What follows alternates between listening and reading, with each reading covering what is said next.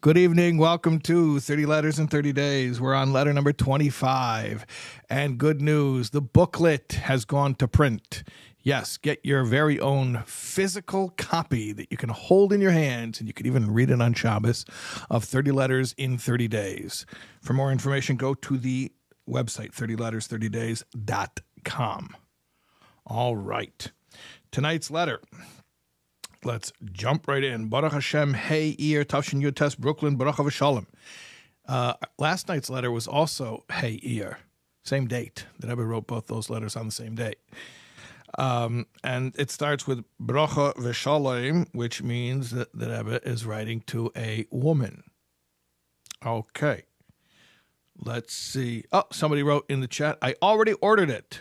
That's fantastic. You ordered the booklet. That's great. Maybe you want to do me a favor and put the link that you used to order it. You want to put that in the chat so other people can see it? That'd be cool. And we'll also put it on the WhatsApp. There's a WhatsApp chat for people who are following these classes. And maybe I'll put it in the YouTube description as well. Okay. In answer to your letter from Base Ear. It's interesting. Remember last night's letter, the Rebbe said the same thing in answer to your letter from Base Ear, and then the Rebbe added Tiferes Shebetferes. So over here, the Rebbe doesn't add Tiferes Shebetferes. I guess it depends who the Rebbe is speaking to, whether or not he makes that reference. I don't know what it means. I just noticed that here the Rebbe doesn't make that addition. Okay. Boy Keseves. In your letter, you write oides about machshaves, thoughts, asher lepamim mivalblois, I saw that sometimes disturb you. Vas chalosan hoyu lifnei kama shanim, and they started many years ago. V'shei elas daiti bezeh, and you ask my opinion about this. Okay. So we're talking about a real issue that many people face. In fact, I think it would be more accurate to say everybody faces, and the problem is some people don't realize that everybody faces this, and that is what we call intrusive thoughts. Intrusive thoughts, and I use this as the term for the English title for tonight's class. To my knowledge, my limited knowledge, I'm not a mental health professional, although people often mistake me for one, but I am not. As far as I understand, intrusive thoughts is not a clinical term. It's not a pathology. It's not a diagnosis. Everybody has intrusive thoughts, as far as I understand. The problem is that some people don't realize that everyone has intrusive thoughts, and they become disturbed by it. And troubles them. And that can become, again, according to my layman's opinion or understanding, the problem is when somebody is disturbed by it and then they don't want it and they start fighting it and then they get caught in a loop. That is what it sounds like this woman is telling the Rebbe, that basically she's been fighting these scary thoughts for years. What are the intrusive thoughts? I can glean from the context of the letter as we continue that it's sort of like catastrophe, disaster, doom and gloom type thinking. And I think it'll be clear to you as well as we read on.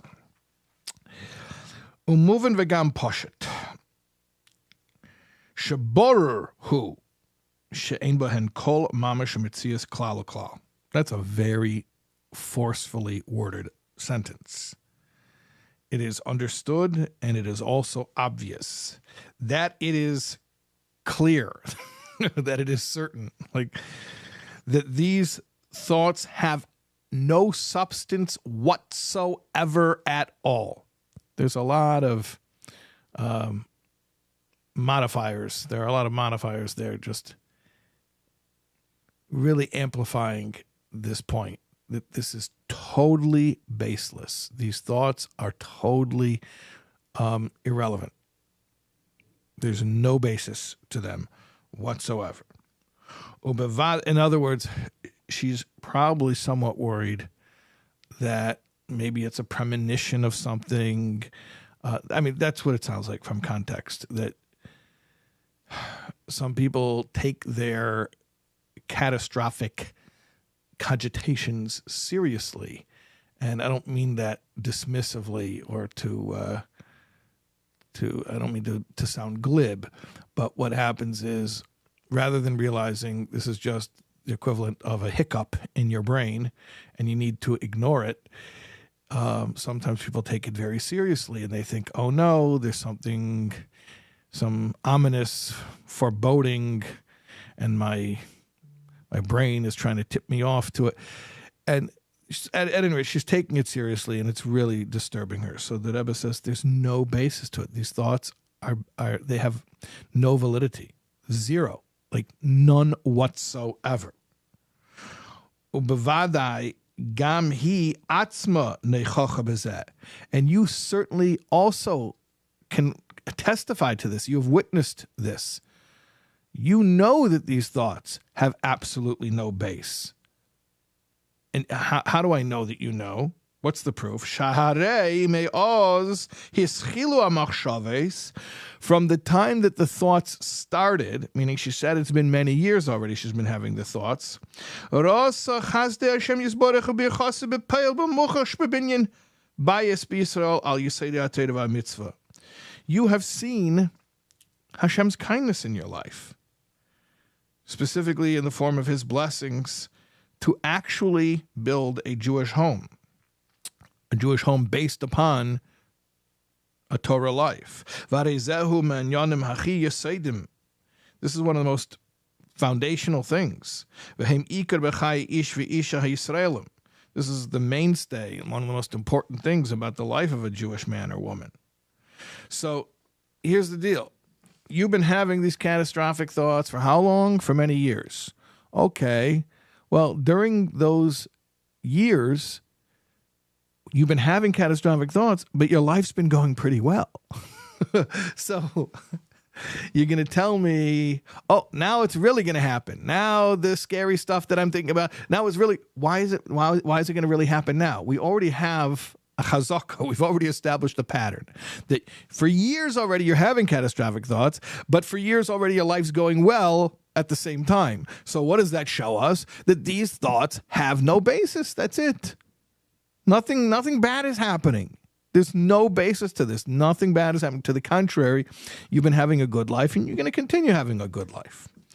All right. So that's first of all. But now the Rebbe is going to give her, I guess, some tools for dealing with it. I guess you would maybe describe the first part of the letter as the Rebbe making a logical point, a point based on logical reasoning. You think that the thoughts mean that something bad's going to happen, but you've been having the thoughts for a long time, and good things have been happening. So logically, we see that thoughts really have no correlation to what actually happens in your life. Okay. But as far as practical tools, what can you do about it? What can you do about it? Someone's writing in the chat, are these worries or more? I'm picking up from context that they are, call it worries, call it dread, call it catastrophic thinking. I'm also thinking that maybe, I can't tell for sure, that it is connected with her personal life or her family life. And so specifically the area that she's worried about, that Rebbe is pointing out to her that actually she's been blessed.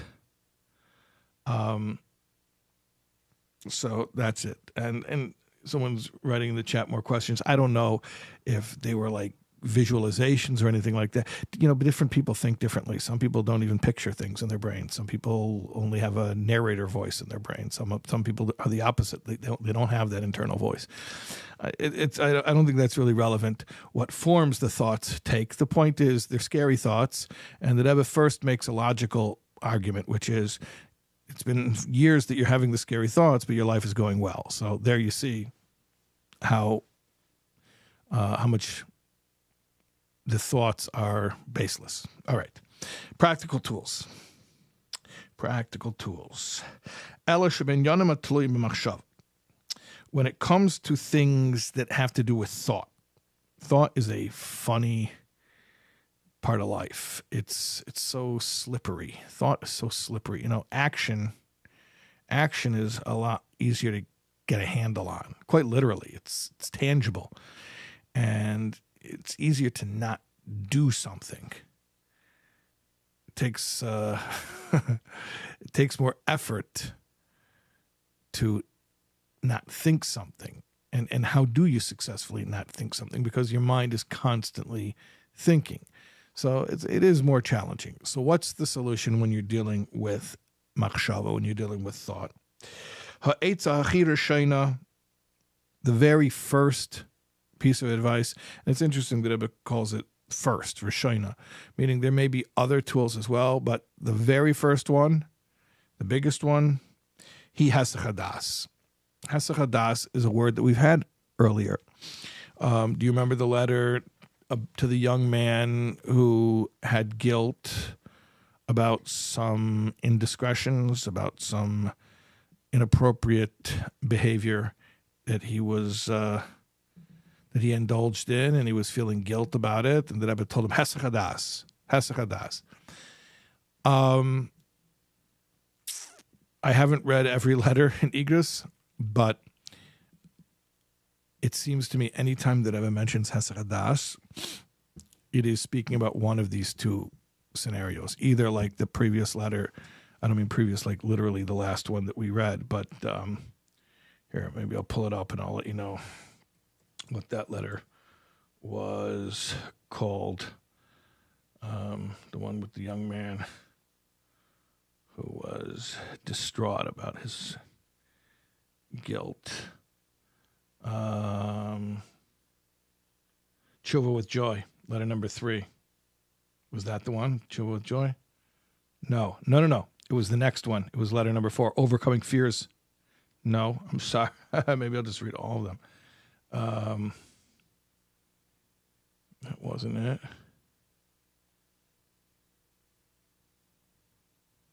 Oh, here it is. Now I'm sure this is it. It was letter number 13 on a Thursday night doubleheader, overcoming feelings of failure and guilt. Yeah, that's the one it was. Overcoming feelings of failure and guilt. So in that letter number 13. So in that letter that I've told him hesach hadas, meaning regarding the guilt part. So what I was saying, I can't vouch for every letter in Igros, but it from what I've seen, whenever the Rebbe uses the term hesach hadas, he's writing to someone who's dealing with one of these two issues. Either it's a person who's grappling with sins or temptation to sin in a intimate nature, meaning having to do with those types of desires. So that's where the Rebbe will use the term hesach hadas. Or, like in this letter, where somebody is grappling with doom and gloom, where they are scaring themselves with scary thoughts. So it's interesting. Hesach hadas, like the Rebbe said, do you remember that letter? Letter number 13? The Rebbe said over there, don't fight it, don't grapple with it, just let it go. That's what hesach hadas means.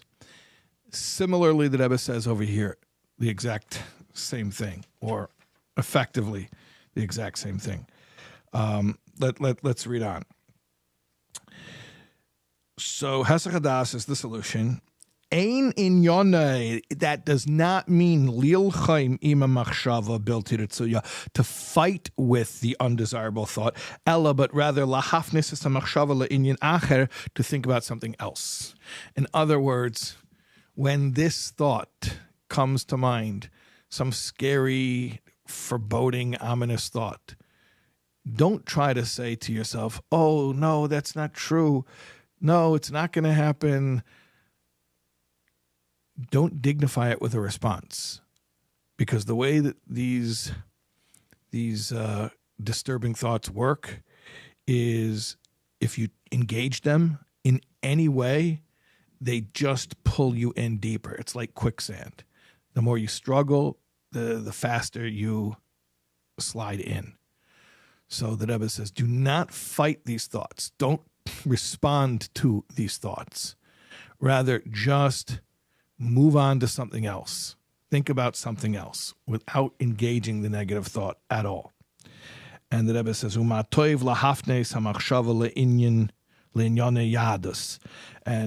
ideally, this other thought that you think about instead of the scary thought, it would be nice if it were a Jewish thought. That would be great if you could do that. I mean, I guess you could count sheep if you want to, but why not think about something Jewish? That would be even better. Sha'oz, then, ma'at oyer, a little bit of light, doiche harbe choshech, pushes off much dark. A little light pushes off much dark. Talking about the light of Torah and Kedusha.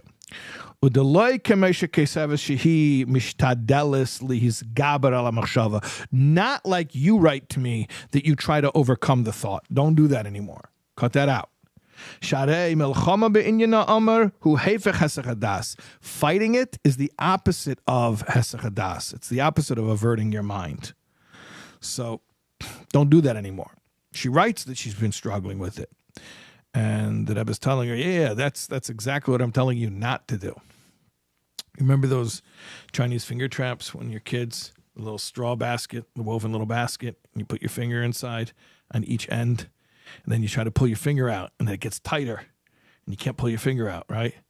So that's like these thoughts, is the more you pull, the tighter they grab hold of you. And then the solution, of course, is that you just relax, and then you can slip your finger right back out. Right. So just relax, move on to something else. Don't fight. And ideally, move on to a Torah thought. And then it'll be even more powerful. Okay. Umahanochin asher yivdeku es mezuzos b'dirosim v'chein es hatfilin shel bailo shichya be'im loy nivdeku b'meshach shneim aser chodesh achreinim. The Rebbe would often give this advice for many issues in life. It's appropriate to check the mezuzahs in your home as well as your husband's tefillin if he hasn't checked them, if they haven't been checked in the past 12 months. V'hi tishmer al minhogon hatoiv shel b'nei Yisrael. Also, you should keep the good custom of Jewish women.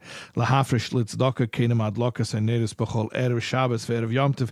Give a little tzedakah before candlelighting on Shabbos and Yom Tov. V'chein ta'is gam b'chol yom choyel kedem shetaymer ezet tefillah b'bayker. Also, in the morning, on the weekdays, before you daven, whatever tefillah you say, you should give a little tzedakah. Umuvan shekol zeh tzarech liyes bli neder. Obviously, this all has to be without a vow. Okay. V'gam muvan upasht. It's also self-understood and obvious. She'hahisraglus b'machshava al dvar bitochen b'Hashem yizbarech beire elam manhigay. That habituating yourself to think about the subject of trust in Hashem, Hashem who is the creator and the director of the world. That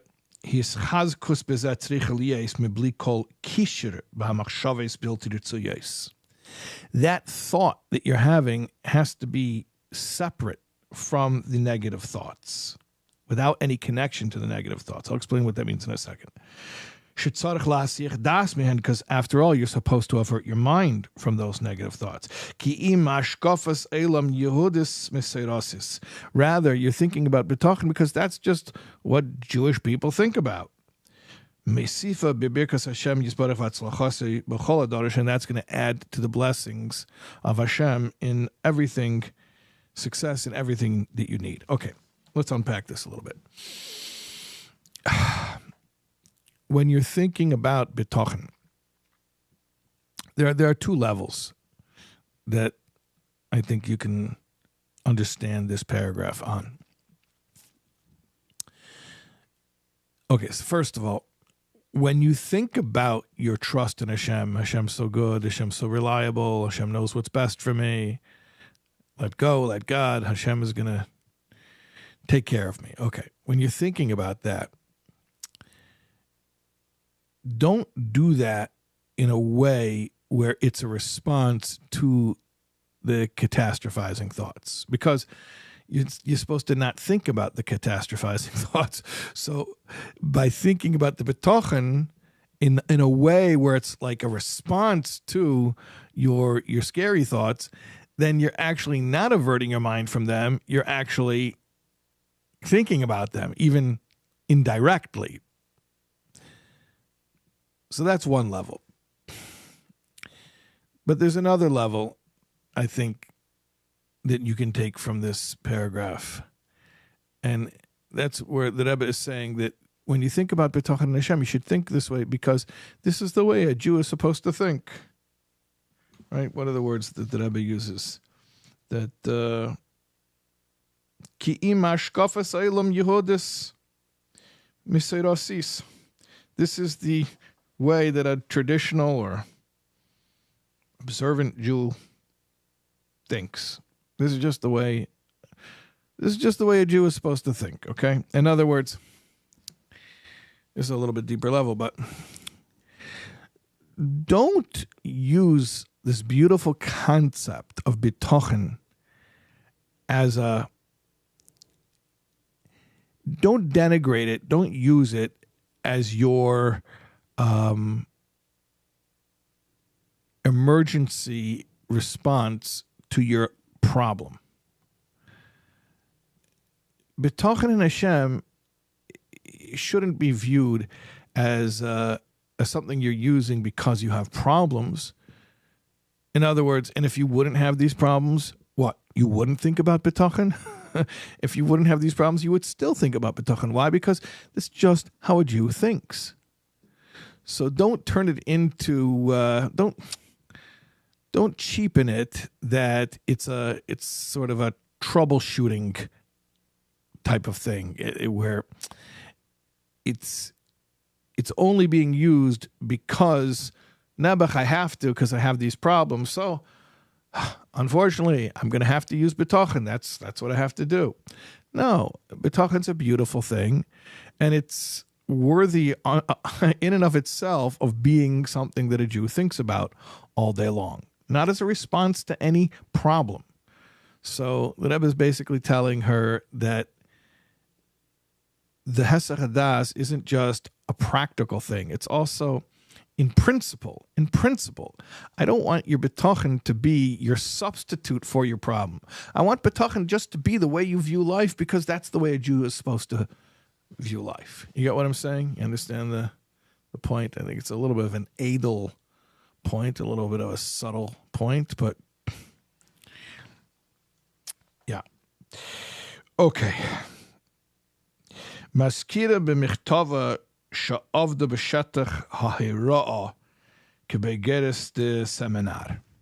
You mentioned that when you graduated seminary, now, I don't know how old this woman is, but the Rebbe said that you've been having these catastrophic thoughts for years, and during those years, you managed to build a Jewish home founded upon Torah.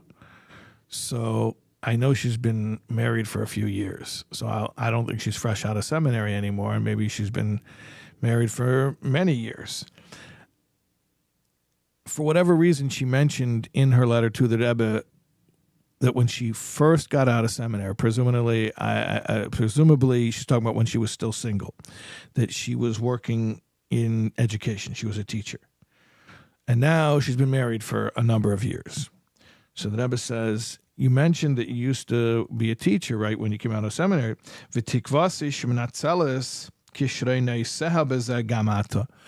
I hope that you'll use your talents in this area now.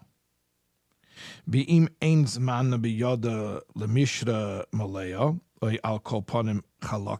don't have time for a full-time job or even a regular part-time job,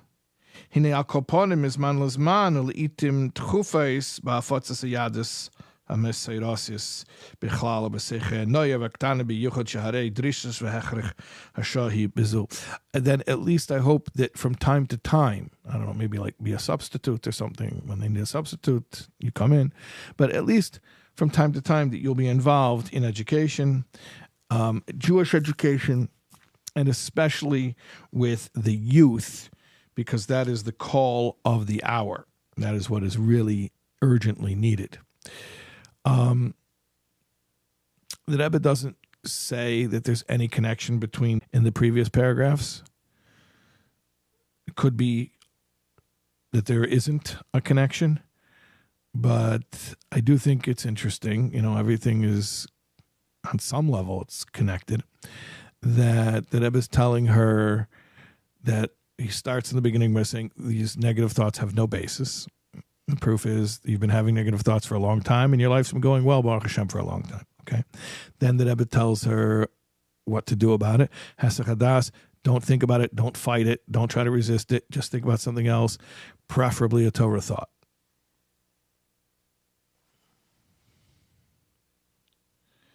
I'm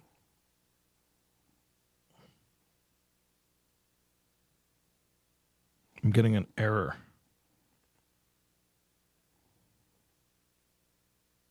I don't know why I'm getting an error in my live stream.